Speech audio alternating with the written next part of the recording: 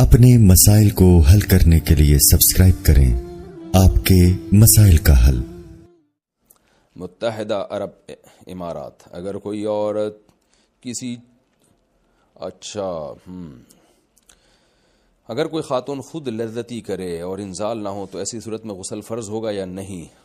حیا کے خلاف مسئلہ ہے، لیکن آج کل پوچھا جا رہا ہے بہت زیادہ۔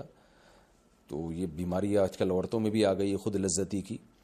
تو اگر انزال نہیں ہوتا، ڈسچارج نہیں ہوتی تو غسل فرض نہیں ہے۔ اگر ڈسچارج ہو جاتی ہے تو پھر غسل فرض ہوگا اور گناہ بھی ہوگا، توبہ استغفار کرنا چاہیے۔ تو یہ ہینڈ پریکٹس وغیرہ یا ان چیزوں کی طرف نہ لڑکے کے لیے جانا جائز ہے، نہ لڑکیوں کے لیے جانا جائز ہے۔ یہ بالکل حرام ہے، اسلام میں اس کی بالکل اجازت نہیں ہے۔ سورہ قد افلح المؤمنون میں بھی اللہ نے حکم دیا، اور سورہ معارج میں بھی کہ الا علی ازواجہم، کہ مرد اپنی بیوی کے علاوہ اور عورت اپنے شوہر کے علاوہ کسی تیسرے راستے سے اپنی خواہش پوری نہیں کر سکتے، نہ ہاتھ کے ذریعے نہ کسی اور ذریعے سے۔ تو اور حضرت عثمان ابن مظعون رضی اللہ تعالی عنہ، یہ بھی صحیح حدیث ہے، فرماتے ہیں ہم سفر میں ہوتے تھے، بیویوں سے دور ہوتے تھے، تو ہم پہ عورت کی جدائی بہت شاق گزرتی تھی، اپنی شہوت پہ کنٹرول کرنا بہت مشکل تھا۔ ہم نے نبی سے اجازت مانگی کہ ہم اپنے آپ کو کسی طرح خصی کر دیں، نامرد بنا دیں، تو آپ صلی اللہ علیہ وسلم نے اس سے منع کیا ہمیں۔ اب آپ دیکھیں حضرت عثمان ابن مظعون اتنی شدید کنڈیشن میں کہ اپنے آپ کو نامرد کرنے کے لیے وہ تیار ہو گئے تھے۔ فرمایا، حدیث کے الفاظ ہیں، لو اجازنا لاختصینا، اگر نبی ہمیں پرمیشن دے دیتے تو ہم اپنے آپ کو نامرد کر دیتے، یعنی ہمیشہ کے لیے نامرد ہو جاتے۔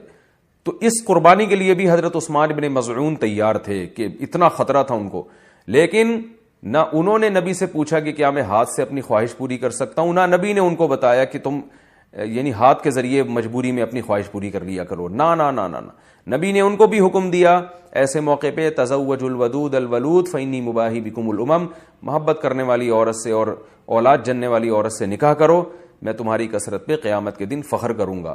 تو آپ صلی اللہ علیہ وسلم نے بزبان حال بتا دیا کہ یہ جو اللہ نے تم پر، مرد پر اتنی شہوت مسلط کی ہے، خواہش مسلط کی ہے، اس کی وجہ یہ ہے کہ اللہ نسل چاہتے ہیں کہ مرد اور عورت کا ملاپ ہو۔ تو مرد اور عورت کو ایک دوسرے سے دور رہنے کے لیے پیدا نہیں کیا ہے، ملاپ کے لیے پیدا کیا ہے۔ تو اس لیے ملاپ کی ایک ناجائز قسم ہے، ایک جائز ہے۔ ناجائز ہے گرل فرینڈ بوائے فرینڈ، یہ حرام ہے۔ ولا متخذاتی اخدان ولا متخذی اخدان قرآن کے الفاظ ہیں، کسی لڑکی سے تمہیں دوستی کی اجازت نہیں ہے۔ اور جائز طریقہ کیا ہے جو سورہ مومنون میں اور سورہ معارج میں اللہ نے بیان کیا، الا علی ازواجہم، کہ اپنی بیوی بنا کے اپنی خواہش اس سے پوری کرو، فإنہم غیر ملومین، اور اللہ نے فرمایا یہ لوگ قابل ملامت نہیں ہیں۔ اگر نکاح کے ذریعے آپ خواہش پوری کرو گے تو آپ کو دنیا تو ملامت کرے گی، لیکن اللہ کی نظر میں آپ کو سرٹیفکیٹ مل گیا کہ آپ قابل ملامت نہیں ہیں۔ یہی وجہ ہے کہ علماء نے لکھا ہے کہ جو بیوی کے ذریعے بھی اپنی خواہش پوری کرے نکاح کر کے، اسے ملامت کرنا، اسے تانا دینا، اس پہ کفر کا خطرہ ہے، کیونکہ اللہ نے اس کو سرٹیفکیٹ دے دیا کہ بھئی یہ قابل ملامت نہیں ہے۔ تو اپنی جانوں پہ ہم سب کو رحم کرنا چاہیے۔ زنا معاشرے میں بہت تیزی سے پھیل رہا ہے، کو ایجوکیشن سسٹم نے تو ہمارے فیملی سسٹم کو تباہ و برباد کر دیا ہے۔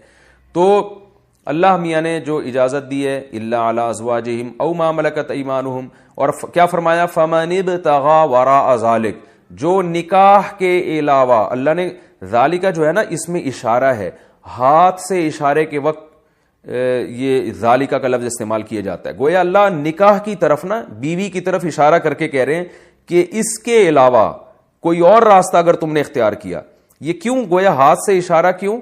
پتہ چل جائے بس یہی حلال ہے، ہینڈ پریکٹس حلال نہیں ہے تمہارے لیے، اسی طرح کسی اور راستے سے اپنی خواہش پوری کرنا حلال نہیں ہے تمہارے لیے۔ تو اس لیے اللہ نے بتایا صرف یہ بیوی ہے، صرف یہ ہے، اس کے علاوہ کوئی بھی راستہ اختیار کرو گے فَأُولَئِكَ هُمُ الْعَادُونَ، یہ لوگ اللہ کی حدود کو توڑنے والے ہیں۔ تو یاد رکھیں، کسی مفتی کے فتوے کی بیس پہ یا کسی اسکالر کے فتوے کی بیس پہ یہ اس کو جو ہینڈ پریکٹس ہے اس کو حلال کرنے کی اجازت نہیں ہے۔ قرآن میں اللہ نے بہت واضح فتویٰ دیا ہوا ہے اس بارے میں۔ تو اس لیے آج کل نوجوان بہت تیزی سے اس طرف جا رہے ہیں، تو بہت احتیاط کی ضرورت ہے اس میں۔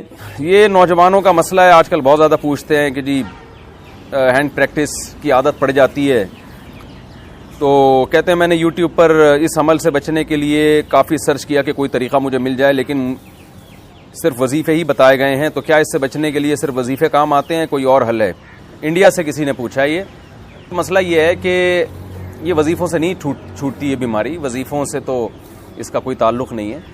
سب سے پہلی بات تو یہ جلد سے جلد شادی کریں. آپ نکاح نہ کرنے کے یہ وبال ہیں کہ انسان الٹے سیدھے کاموں میں لگ جاتا ہے. ایک بات تو یہ. دوسرا, اپنا کانسیپٹ کلیئر کریں اس بارے میں. آج کل بعض ڈاکٹر اس کو بہت پروموٹ کر رہے ہیں اور کہہ رہے ہیں اس سے صحت کو کوئی نقصان نہیں ہوتا.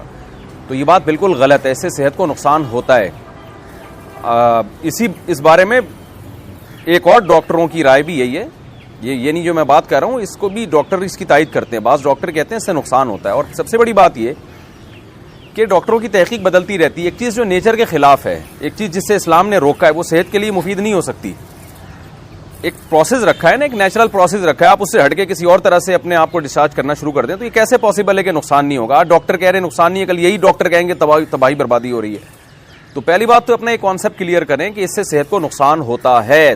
کیونکہ اگر آپ نے یہ مان لیا نا کہ نقصان نہیں ہوتا تو پھر موٹیویشن اور زیادہ کمزور ہو جاتی ہے. اس سے انسان کہتا ہے کہ کوئی نقصان تو ہے نہیں تو کرتے رہو.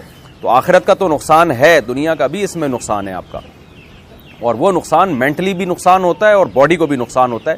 اس پہ میں دلائل سے کلپ ریکارڈ کروا چکا ہوں, ابھی میں اس کی ڈیٹیل میں نہیں جاؤں گا. آپ میرا وہ کلپ سن سکتے ہیں, یوٹیوب چینل پہ موجود ہے وہ, کہ اس سے باڈی کو, صحت کو کیا کیا نقصانات ہوتے ہیں. اور یہ جو ڈاکٹر لوگ کہہ رہے ہیں نا کوئی نقصان نہیں, بالکل غلط کہہ رہے ہیں. کل کہہ دیں گے کہ نقصان ہے. تو سائنس کی تحقیقات بدلتی رہتی ہیں اور بہت سے ڈاکٹر کہہ بھی رہے ہیں کہ نقصان ہے اس سے. تو دوسری بات یہ کہ اس کو ایک تو عزم کرنا ہے کہ آپ نے اس کو چھوڑنا ہے. جب تک آپ پکا عزم نہیں کرتے کوئی کام ہوتا نہیں. دوسرا کام آپ نے یہ کرنا ہے کہ جی آپ یہ دیکھیں کہ کن اوقات میں آپ اس عمل میں زیادہ مبتلا ہوتے ہیں. عام طور پہ نوجوان جب رات سونے کے لیے لیٹتے ہیں تو نیند نہیں آ رہی ہوتی, تو پھر اس طرف دماغ جانا شروع ہو جاتا ہے. تو آپ نے سونے کے لیے اسی وقت لیٹنا ہے جب گہری نیند آنا شروع ہو جائے, اور لیٹتے آپ موبائل دور رکھیں اپنے آپ سے, اور لیٹتے ہی آپ کی آنکھ لگ جائے, ایسا ٹائم ہونا چاہیے. کتاب بھی رکھیں اپنے سامنے, اپنے سرہانے پر, کتاب کا مطالعہ کرتے کرتے سو جائیں. اسٹڈی کرتے ہوئے بہت اچھی نیند آ جاتی ہے انسان کو. ایسے تکیہ لگایا, اسٹڈی کرنا شروع کیا اور سو گئے. یہ کام بھی کریں آپ. دوسرا کام کیا کرنا ہے آپ نے, ایکسرسائز کی عادت ڈالیں. آدمی جب مینٹلی ہیلدی ہوتا ہے نا تو یہ الٹے سیدھے کاموں میں نہیں لگتا وہ, اور اپنے آپ کو جب اچھے کاموں میں تھکاتا ہے تو برے کاموں سے اپنے آپ کو بچاتا ہے.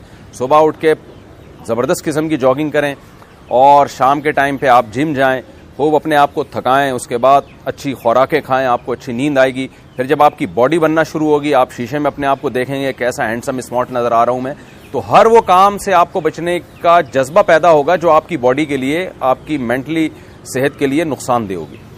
یہ بھی کرنا چاہیے. ایک بات یہ بھی سوچنا چاہیے کہ جو لوگ اس عمل میں مبتلا ہوتے ہیں, نکاح کے بعد ان کو زوجہ سے ہم بستری میں جو لذت آنی چاہیے, جس پیک کی لذت آنی چاہیے, اس سے وہ محروم ہو جاتے ہیں. اور یہ بھی ہے کہ جب یہ زیادہ عادت پڑتی ہے نا تو نکاح کے بعد بھی یہ کام پھر چھوٹتا نہیں ہے. یعنی شادی کے بعد بھی یہ انسان اسی سے سیٹسفائی ہوتا ہے, تو بہت ٹائم لگ جاتا ہے پھر چھوڑنے میں اس کو. تو اور ایک اہم کام یہ بھی کرنا ہے کہ یہ جو ہینڈ پریکٹس کی عادت پڑتی ہے لڑکوں کو, بد نظری کی وجہ سے پڑتی ہے. آپ نے فوج فلمیں دیکھی, لڑکیوں کو دیکھ رہے ہیں ادھر ادھر, آپ غلط چیزوں کو دیکھ رہے ہیں, ظاہر شہوت بھڑکتی ہے, پھر اسے انسان جب تک پورا نہ کرے تو سیٹسفائی نہیں ہوتا. تو یہ سارے اس کے نقصانات ہیں. یہ سب کام جب آپ کریں گے, یہ سب جو سوچنے کا کام ہے وہ سوچیں گے, اور جو کرنے کا کام ہے آپ وہ کریں گے. ٹائم پہ سونا, ٹائم پہ اٹھنا, جاگنگ کرنا, جم جانا, پھر مفید کاموں میں اپنے آپ کو خرچ کرنا, اسٹڈی, مطالعہ, کوئی نئی زبان سیکھنا شروع کر دیں. تو جب آپ اپنے آپ کو بزی رکھیں گے, اور سب سے پہلے شادی کی جلد سے جلد فکر کرنی ہے آپ نے. اچھا, بعض حکیم لوگ ڈرا دیتے ہیں کہ جی آپ تو یہ کرتے ہیں تو آپ تو شادی کے قابل ہی نہیں ہو. بھائی آپ کو تو زیادہ ضرورت ہے شادی کی, آپ کی برائی چھوٹے گی نہیں جب تک آپ شادی نہیں کر لیتے. یعنی صحیح پورا ویش اس برائی سے بچنے کا تو جو صحیح پراپر طریقہ ہے وہ تو یہی ہے. تو یہ سارے راستے آپ اختیار کریں. پھر بھی اگر گناہ ہو جاتا ہے تو اللہ تعالیٰ سے توبہ استغفار کریں. اور ایک اہم بات یہ کہ اپنے اوپر کوئی جرمانہ بھی رکھیں. یہ جتنے میں نے پوائنٹ بتائے نا, آپ ایک کاپی میں لکھ لیں سارے کے سارے. تو ایک جرمانہ بھی رکھیں, یا روزہ رکھ لیا کریں کہ بھائی میرے سے جب یہ گناہ ہوگا میں کل ایک روزہ رکھوں گا اس کے بعد, یا میں اتنے پیسے صدقہ کروں گا. تو سزا بھی دیں اپنے آپ کو. اس طرح انشاءاللہ آہستہ آہستہ یہ گناہ چھوٹ جائے گا. اور اس کے ساتھ صبح شام ذکر اللہ, کوئی وظیفہ نہیں, جو لا الہ الا اللہ کی تسبیح ہے اس کی بھی پابندی کریں, اور اہل اللہ کے بیانات بھی سنا کریں. انسان میں جب اللہ کا خوف ہوتا ہے تو گناہ سے بچنا اس کے لیے آسان ہوتا ہے. باقی یہ خوب سمجھ لیں, اس کا تعلق وظیفوں سے نہیں ہے. یہ ایک باڈی کی ریکوائرمنٹ ہوتی ہے. جب حلال نہیں ملتا تو پھر گند میں منہ مارتا ہے ہر آدمی. اچھا بھائی، کہتے ہیں کہ کیا مجزنی کا گناہ ماں باپ کو بھی ملتا ہے؟ کیا مجزنی سے صرف بچوں کو گناہ ملتا ہے؟ ان کے والدین بھی اس گناہ میں شامل ہوتے ہیں؟ اگر بچہ کما رہا ہے، اس کو رشتہ مل رہا ہے اور پھر بھی ماں باپ اس کو شادی نہیں کرنے دیتے، پھر اگر وہ بچہ کسی بھی گناہ میں مبتلا ہوگا تو ماں باپ بھی برابر کے مجرم ہوں گے. لیکن اگر بچے میں استطاعت ہی نہیں ہے نکاح کرنے کی، تو پھر اگر ماں باپ نکاح نہیں کرتے اس کا، تو ماں باپ پہ اپنے خرچے پہ بیٹے کا نکاح کرنا لازم نہیں ہے. ہاں، بیٹی کا تو لازم ہے، بیٹے کا لازم نہیں ہے. تو پھر ایسی صورت میں ماں باپ گناہ گار نہیں ہوں گے، کیونکہ وہ تو آپ میں ہی ایبلٹی نہیں ہے نکاح کرنے کی، تو ماں باپ کا کیا قصور ہے اس میں. تو لیکن اگر آپ میں قابلیت ہے اور آپ کو رشتہ مل رہا ہے، اس کے باوجود بھی ماں باپ رکاوٹ بن رہے ہیں کہ نہیں جی، جب تک اتنی سیلری نہیں ہو جاتی، اتنا نہیں کما لیتے، ہم نہیں کریں گے، پھر ماں باپ بھی مجرم ہوں گے. پھر اولاد سے اگر کوئی گناہ ہوتا ہے تو یہ بات لکھی ہوئی ہے اور شریعت کے اصول کے مطابق بھی ہے کہ پھر جو ہے اگر اولاد کوئی گناہ کرتی ہے تو اولاد بھی گناہ گار ہوگی اور اس میں ماں باپ بھی ان کے ساتھ شریک ہوں گے.